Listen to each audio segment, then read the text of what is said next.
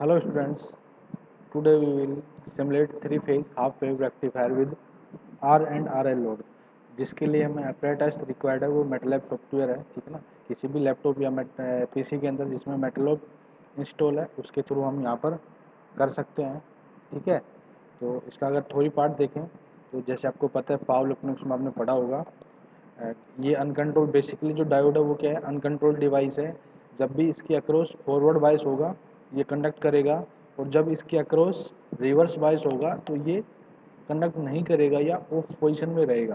तो कंडक्शन कब करेगा, यानी जब इसका एनोड क्या रहेगा, more positive with respect to cathode, ठीक है ना, या ये फॉरवर्ड बायस होगा। अब देखो V A V B V C, ठीक है ना, थ्री फेज है, यहाँ पर थ्री फेज सप्लाई है जो मैंने डायोड के साथ में कनेक्ट कर दी, और जो डायोड का कैथोड पार्ट है उसको मैंने कॉमन कर दिया एंड लोड के सीरीज में लगा दिया, ठीक है ना, यानी लोड को सीरीज में लगा दिया और यहाँ से न्यूट्रल ले लिया। तो बेसिकली ये क्या है, star connected three phase supply, ठीक है, three phase four wire supply, यानी स्टार कनेक्टेड, इसमें three phase four wire supply कह सकते हैं इसको। थ्री फेज कनेक्टेड है, डायोड से अनकंट्रोल्ड है। अब देखो जब यहाँ पर वी ए फेज आएगा, ठीक है ना, वी ए फेज आएगा तो ओनली डी वन कंडक्ट करेगा, ठीक है ना। तो डी टू क्या रहेगा, ऑफ रहेगा, डी थ्री क्या रहेगा, ऑफ रहेगा, क्योंकि ये इनको ऑफ कर देगा, रिवर्स बाइस कर देगा। आफ्टर 120 यहाँ पर जीरो आ जाएगा, ठीक है ना, यहाँ पर जीरो जीरो से स्टार्ट होगा तो ये कंडक्ट करने लग जाएगा। आफ्टर 240 इसी तरीके से डी थ्री कंडक्ट करने लग जाएगा। तो हम इसको सिमुलेशन की हेल्प से इसका जो रिजल्ट आते हैं वो हम एनालाइज करेंगे, ठीक है ना। तो पहले हमारे को ये सर्किट सिमुलेशन पर रन करना है, तो इसके लिए हमें ये ड्रॉ करना पड़ेगा यहाँ पर, ठीक है ना। तो मैटलैब मैंने ओपन कर रखी है। तो मैटलैब ओपन करने के बाद हम सिमुलिंक पेज ओपन करते हैं। तो यहाँ पर जस्ट टाइप सिमुलिंक, ठीक है ना, देन एंटर। जैसे ही आप एंटर करोगे तो एक नया पेज ओपन हो जाएगा आपके पास, ठीक है ना, जिसमें हमें न्यू मॉडल क्रिएट करना है, ठीक है ना। तो ये इस विंडो में हम न्यू मॉडल क्रिएट करेंगे। ब्लैंक मॉडल यहाँ से मैंने उठा लिया, ठीक है ना। तो after blank model we will draw this circuit. तो उस सर्किट के लिए हमें सबसे पहले क्या चाहिए, पावर सप्लाई चाहिए, ठीक है ना। तो ये पेज ओपन नया ओपन हो गया है मॉडल, ठीक है ना। इसको सेव कर लेते हैं। इसको सेव करेंगे तो जैसा आपको पता है मैटलैब के अंदर स्पेस हम नहीं दे सकते, इसलिए मैं स्पेस नहीं लगा रहा हूँ यहाँ पर। थ्री फेज रेक्टिफायर, ठीक है ना। तो ये मैंने नाम दे दिया, पहले से ही ऑलरेडी फाइल है इसके अंदर। इसको मैं देता हूँ रेक्टिफायर अनकंट्रोल्ड, या हाफ डाल देता हूँ इसको, ठीक है ना। इसको मॉडल को हमने सेव कर लिया है, ठीक है। तो सबसे पहले हमें क्या चाहिए, पावर सप्लाई चाहिए। अब पावर सप्लाई को या तो आप डायरेक्ट थ्री फेज सप्लाई ले सकते हो, या आप सिंगल फेज सप्लाई की हेल्प से थ्री फेज में कन्वर्ट कर सकते हो, ठीक है ना। तो यहाँ पर हम सिंगल फेज की हेल्प से करेंगे। देन हम सिमलिंक लाइब्रेरी में जाएंगे, उसके बाद हम ओपन करेंगे सिमस्केप, ठीक है ना। सिमस्केप के अंदर हमारे पास जो पावर सिस्टम लाइब्रेरी है उसको ओपन करेंगे, जिसमें हम स्पेशलाइज टेक्नोलॉजी इसके कंपोनेंट यूज करेंगे, ठीक है ना। तो फंडामेंटल ब्लॉक्स चाहिए हमें इलेक्ट्रिकल सोर्स के अंदर, जिसमें हमारे पास थ्री फेज सोर्स ले सकते हैं, बट हम सिंगल फेज सोर्स की हेल्प से भी कर सकते हैं, ठीक है ना। तो सिंगल फेज सोर्स ले लिया। उसके बाद हमें डायोड चाहिए, ठीक है ना। डायोड के लिए हमें पावर इलेक्ट्रॉनिक्स में जाएंगे, हम डायोड यहाँ पर जो डायोड है उसको ऐड कर लेंगे, ठीक है ना। तो देखो यहाँ पर थ्री से फेज सप्लाई,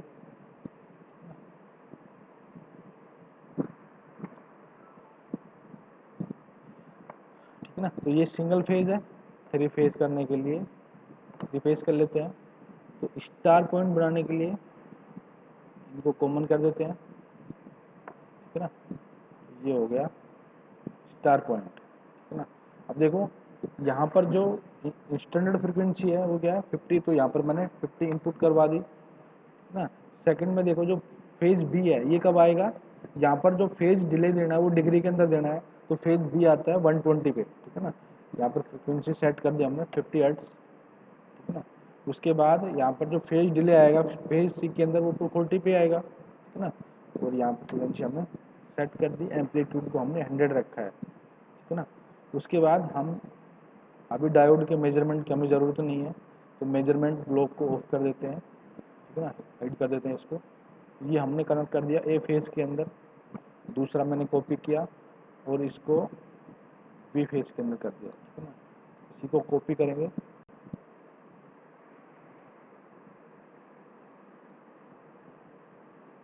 कॉपी किया, उसके बाद इसको पेस्ट कर लेंगे।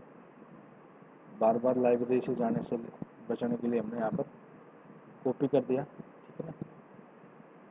इसको थोड़ा साइड में कर लेता हूँ। तो ये सर्किट हमारा कंप्लीट हो गया। अब हमें क्या चाहिए, लोड चाहिए, ठीक है ना। तो लोड के लिए एक ब्रांच ले लेते हैं ना, एलिमेंट के अंदर जाके हम 3 फेज सीरीज ब्रांच ले लेते हैं। तो ये हमने ऐड कर दी, ठीक है ना। तो ये हमने इस तरीके से ये इसके अंदर हमने लगा दिए। अब जो कैथोड पॉइंट है वो क्या है, कॉमन है, ठीक है ना। देखो यहाँ से जो कैथोड है इन सबका D1 D2 D3 का वो क्या है, कॉमन है। तो कैथोड को कॉमन कर दिया, ठीक है ना। तो कॉमन कर दिया और हमने लगा दिया। अब देखो एक एमीटर भी चाहिए हमें करंट रीडिंग के लिए, तो हम एक एमीटर ले लेते हैं मेजरमेंट ब्लॉक में जाके। उसके बाद मेजरमेंट ब्लॉक में हमें एक करंट मीटर, मेजरमेंट के लिए करंट एमीटर चाहिए, और वोल्टेज मेजरमेंट के लिए वोल्टेज मीटर चाहिए, ठीक है ना। तो, तो जो एमीटर है वो सीरीज में लगता है, तो वो हम लोड के सीरीज में लगा देते हैं। लोड के सीरीज में लगा दिया, ठीक है ना। और क्या बच गया यहाँ पर, ये न्यूट्रल चाहिए यानी ग्राउंड चाहिए हमें, तो ग्राउंड ले लेते हैं हम।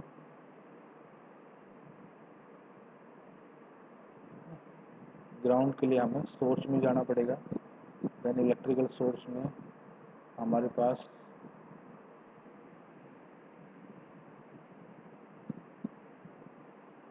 एलिमेंट में ग्राउंड ले लिया हमने, इसको हमने ग्राउंड कर दिया,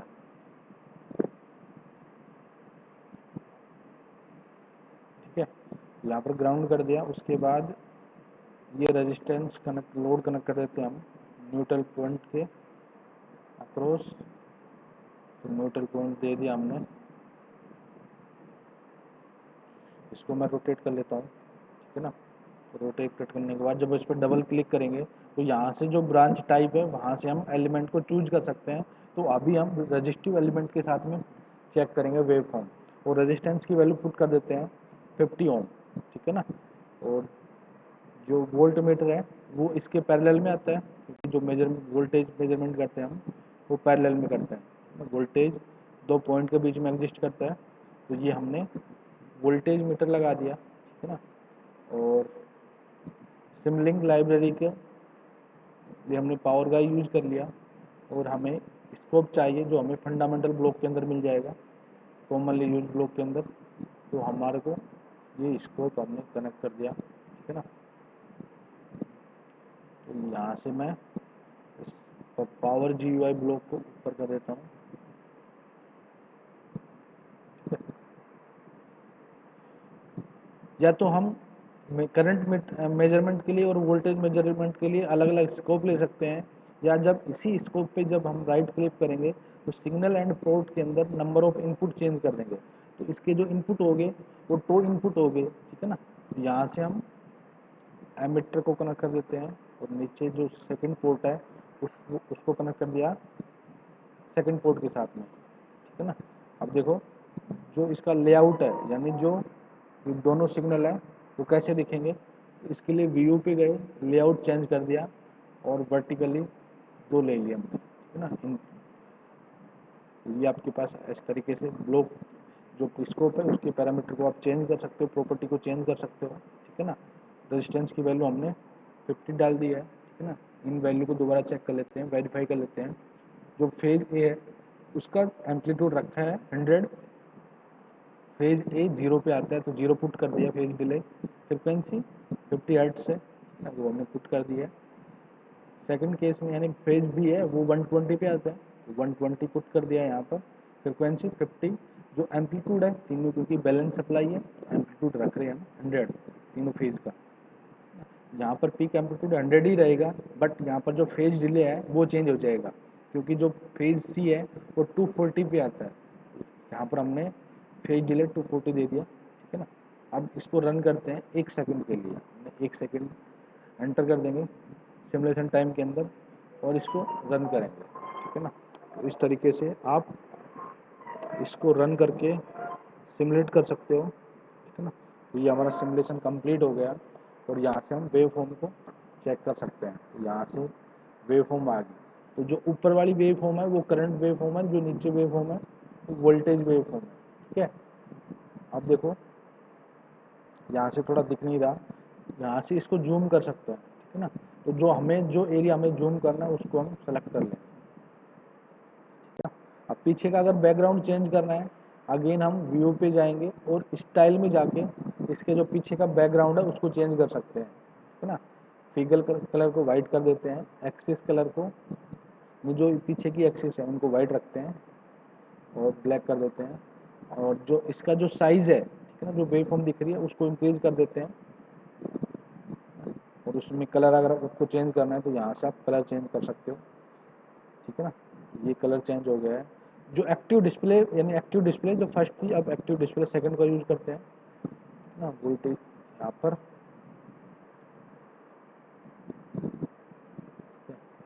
इस तरीके से आप जो इनका बैकग्राउंड है वो चेंज कर सकते हो, है ना। दूसरा अगर आपको लाइन को डॉटेड दिखानी है, यहाँ पर फुल लाइन है डॉटेड करनी है, इस तरीके से हम ये भी दिखा सकते हैं यहाँ पर, है ना।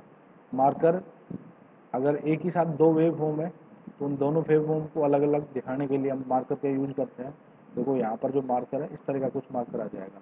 अगर ऊपर करते हैं एक्टिव डिस्प्ले के अंदर फर्स्ट के अंदर मार्कर का यूज करते हैं ये वाला, तो इस तरीके से हम आइडेंटिफाई कर सकते हैं वेव फॉर्म्स को अगर एक ग्राफ के अंदर है तो। बट अभी हम इसको एज इट इज छोड़ देते हैं। यहाँ पे जो करंट वेव फॉर्म आ रही है वहाँ से आप चेक कर सकते हो करंट वेव फॉर्म को, जो मिनिमम एम्पलीट्यूड आ रहा है वो Vm/2 50 आ रहा है और जो मैक्सिमम आ रहा है वो Vm आ रहा है, ठीक है ना। तो यहाँ से हम देख सकते हैं, है ना। अब ये देखो जैसा वोल्टेज है वैसा ही करंट वेव फॉर्म आ रहा है क्योंकि रजिस्टिव लोड है ना। तो इस पॉइंट पे अगर फर्दर इसको जूम करते हैं, ठीक है ना, इस पॉइंट पे देखो ये उसी पॉइंट पे आ रहा है। अब इसमें इंडक्टिव ब्रांच इंसर्ट करते हैं, ठीक है ना। इंडक्टेंस इंसर्ट करते हैं इसके अंदर 10 ओम 10 मिली हेनरी का, तो ये इंसर्ट करा, इसकी वैल्यू को चेंज कर सकते हैं। जो ब्रांच टाइप है उसमें हम आर एल रखेंगे, यानी जो ब्रांच कॉम्बिनेशन है वो आर एल कॉम्बिनेशन है, रजिस्टिव प्लस इंडक्टिव का। और वैल्यू को हमने सेट कर दिया, रेजिस्टेंस की वैल्यू 50 ओम रखी है और जो इंडक्टेंस है 10 मिली हेनरी रखा है, ठीक है ना। तो जो लोड हो गया वो इंडक्टिव एंड रजिस्टिव लोड हो गया। अब इसका सिमुलेशन चेक करते हैं, तो इंडक्टेंस की वजह से जो करंट वेव फॉर्म है वो चेंज हो जाएंगी क्योंकि सडन जो इंडक्टर है वो क्या करता है, सडन चेंज इन करंट का अपोज करता है ना। यहाँ पर देख सकते हैं वी कैन ऑब्जर्व जो करंट वेव फॉर्म है वो चेंज हो गई है, ठीक है ना। जो ऊपर की जो करंट वेव फॉर्म है उनका सेटलिंग टाइम वगैरह चेंज, यहाँ पर देखो ये जीरो कब आ रहा है, ये वोल्टेज वेव फॉर्म है, ये जीरो यहाँ पर आ रहा है, ठीक है ना। जहाँ पर कर्सर है माउस का वहाँ पर जीरो पॉइंट पे ये यहाँ पर जीरो आ रहा है, ठीक है ना। तो जो वेव फॉर्म आपने देखी होगी पावर इलेक्ट्रॉनिक्स के अंदर, ठीक है ना, बीटा तक ऑन रहता है वो, पाई प्लस बीटा, ठीक है ना, वहाँ तक ऑन रहता है। ये ड्यू टू द इंडक्टेंस रहता है, अगर इंडक्टेंस की वैल्यू हम चेंज करते हैं वेरी करते हैं, ठीक है ना, तो ये वैल्यू चेंज हो जाएगी। इसको हमने कर दिया 150, ठीक है ना। तो जो ये टाइम है वो इंक्रीज हो जाएगा, यहाँ पर जो टाइम है वो इंक्रीज हो रहा है, ठीक है ना। इस तरीके से जो ये वेव फॉर्म है वो चेंज हो रही है, करंट वेव फॉर्म चेंज हो रही है। यहाँ पर देखो कम टाइम के लिए जो डायोड है वो ऑफ हो रहा है, ठीक है ना।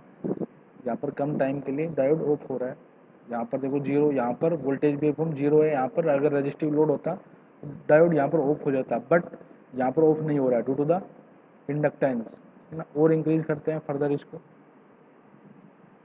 इस तरीके से इसको रख देता हूँ 1 हेनरी। तो जो वेव फॉर्म है वो लाइक स्ट्रेट प्योर डीसी, है ना। तो इसको हम सॉफ्टवेयर की हेल्प से तो रन करा सकते हैं, but hardware it is not possible because inductor है वो आपका बल्कि साइज है ना। इंडक्टर का साइज बल्कि रहता है ना। तो हम इसको प्रैक्टिकली लिमिटेड के लिए लिमिटेड साइज ही रख सकते हैं इसका, है ना। दूसरा आप देख सकते हो जो इनका सेटलिंग टाइम है वो चेंज हो रहा है ना। जो सेटलिंग टाइम है वो चेंज हो रहा है।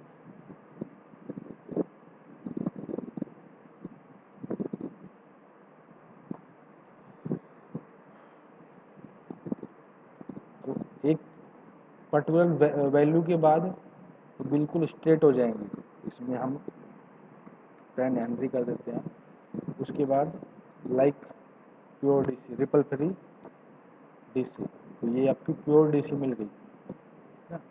But keep in mind that आप इसको प्रैक्टिकली पॉसिबल नहीं है ना, क्योंकि सर्किट के अंदर इंडक्टर सबसे हैवी रहता है। तो ये एज ए फिल्टर की तरह यूज कर रहा है, यहाँ पर एज ए फिल्टर की तरह यूज आ रहा है ना। अब क्या करते हैं, लोड हम रजिस्टिव लोड लेते हैं, ओनली रजिस्टिव लोड रखते हैं एंड वोल्टेज वेव फॉर्म के लिए है ना यहाँ से कॉपी करते हैं इसी ब्रांच को।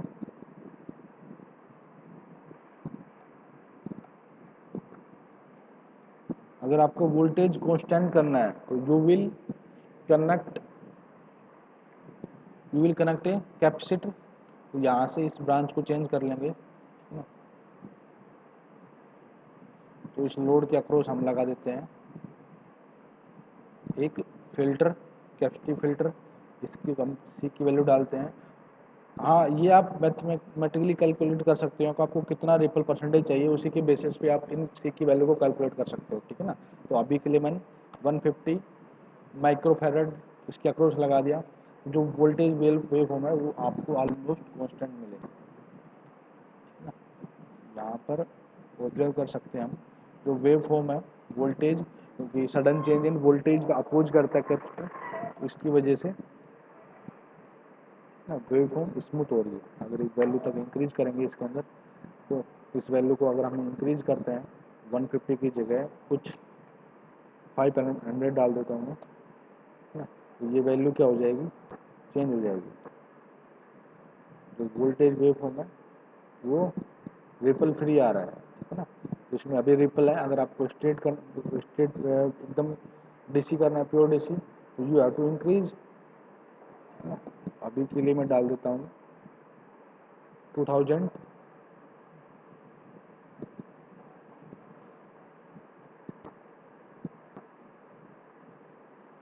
तो यहाँ से ये जो वेव फॉर्म आ रही है वो ऑलमोस्ट कांस्टेंट आ रही है, ठीक है ना। बट यहाँ पर देख सकते हो आप जो करंट की वेव फॉर्म है उनके अंदर स्टार्टिंग के अंदर हैवी करंट आ रहा है, ठीक है ना। तो बेसिकली ये प्रैक्टिकल पॉसिबल है नहीं, तो इसलिए हम इनका सिमुलेशन के अंदर इन चीज़ों को एनालाइज करते हैं, ठीक है ना। तो जो करंट की वेव फॉर्म है वो इंक्रीज हो रही है।